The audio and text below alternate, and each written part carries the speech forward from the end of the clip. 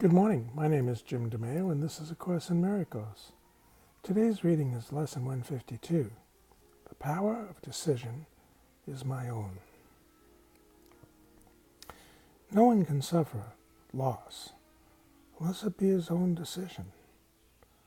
No one suffers pain except his choice selects this state for him.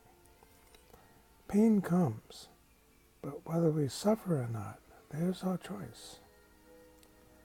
No one can grieve, nor fear, nor think him sick, unless these are the outcomes that he wants.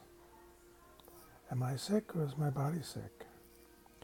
And no one dies without his own consent. Tough one, huh? Nothing occurs but represents your wish. Nothing is omitted that you choose. Here is your world, complete in all details. Here is its whole reality for you. And it is only here salvation is. You may believe that this position is extreme and too inclusive to be true. Yet, can truth have exceptions? If you have the gift of everything, and indeed we do, can loss be real? Can pain be part of peace or joy? Can fear and sickness enter in a mind where love and perfect holiness abide? Truth must be all-inclusive if it be the truth at all. Accept no opposites, no exceptions, for to do so is to contradict the truth entirely.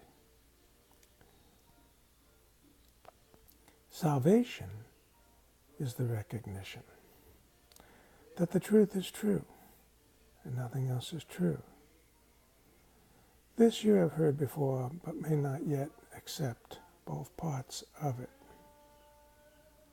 Without the first, the second has no meaning. Truth is true, and nothing else is true.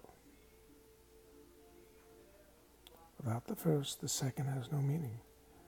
But without the second, is the first no longer true. True cannot have an opposite. This cannot be too often said and thought about. For what is not true is true as well as what is true. Then part of true is false, and truth has lost its meaning. His logic is something else, don't you think? Nothing but the truth is true. What is false. Saying the obvious to those of us that are always compromising. This is the simplest of distinctions, yet the most obscure. But not because it's difficult distinction to perceive. It is concealed behind a vast array of choices that do not appear to be entirely your own. And thus the truth appears to have some aspects that belie consistency, but do not seem to be but contradictions, introduced by you. As God created you, you must remain unchangeable, with transitory states by definition false. And that includes all shifts in feelings, alterations, and conditions of the body and the mind, and all awareness and all response. This is the all-inclusiveness which sets the truth apart from falsehood, and the false kept separate from truth as what it is. This morning my wife said to me, and I thought I was doing just fine. Most men understand this. Get a better mood. So, since she's the keeper of the truth, I simply turned my mind to the universe and said, "Hello, mood department, please give me a better one. I want my wife to be happy." Me too. My choice. Is it not strange that you believe to think you made the world you see as arrogance? God made it not. The world you see, God made not. Of this you can be sure. What can he know of the ephemeral, the temporary, the sinful, the guilty, the afraid, the suffering, the lonely, the mind that lives within a body that must die? You but accuse him of insanity to think he made a world where such things seem to have reality. He's not mad, yet only madness makes a world like this.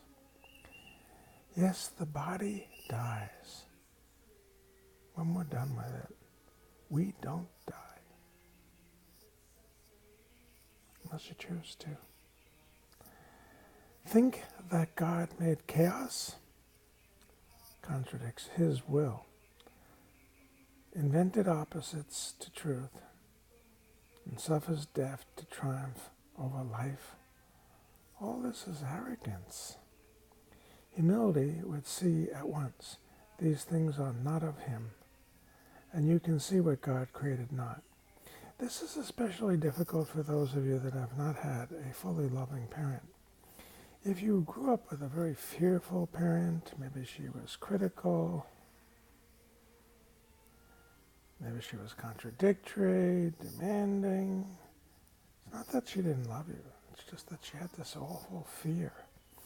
And we often think of God this way. A loving God, a fully loving God, a wholly loving God, is really quite unknown to many of us. Allow yourself to be filled with an awareness of this loving God.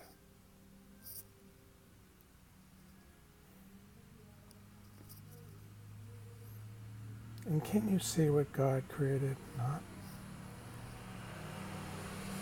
To think you can is merely to believe you can perceive what God willed not to be. And what could be more arrogant than this?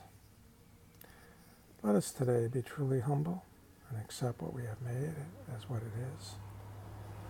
The power of decision is our own. Decide but to accept your rightful place as co-creator of the universe, and all you think you made will disappear.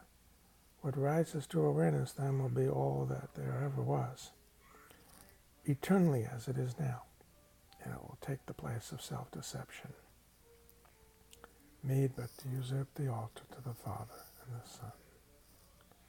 Today we practice true humility, abandoning the false pretense by which the ego seeks to prove its arrogance. Only the ego can be arrogant, but the truth is humble in acknowledging its mightiness, its changelessness, and its eternal wholeness, all-encompassing, God's perfect gift to his beloved Son. We lay aside the arrogance which says that we are sinners, guilty and afraid, ashamed of what we are, and lift our hearts in true humility, instead, to him who has created us immaculate, like to himself, in power and in love. Keep in mind that God doesn't create trash, nor what God created can be changed by us. The power of decision is our own. We accept of him that which we are, a thought in the mind of God, or we can go back to thinking we're a body, right? So, we accept of him that which we are, and humbly recognize the Son of God. That's what we are. Your royalty. To recognize God's Son implies as well that all self-concepts have been laid aside, recognized as false. Their arrogance has been perceived, and in humility, the radiance of God's Son, his gentleness, his perfect sinlessness, his Father's love, his right to heaven, and release from hell, are joyously accepted as our own. Now, do we join in glad acknowledgement that lies are false and only truth is true? We think of truth alone as we arise and spend the 5 minutes practicing its ways, encouraging our frightened minds with this: the power of decision is my own. Jim, get a better mood. This day I will accept myself as what my Father's will created me to be. Then will we wait in silence, giving up all self-deceptions as we humbly ask ourselves that we reveal Himself to us so that we may know who we are.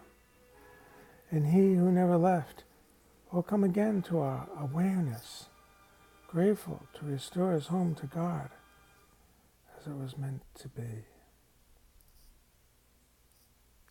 In patience, wait for Him throughout the day, and hourly invite Him with the words with which the day began, concluding it with this same invitation to yourself, capital S. God's voice will answer, for He speaks for you and for your Father. He will substitute the peace of God for all your frantic thoughts, the truth of God for self-deceptions, and God's Son for your illusions of yourself. Amen.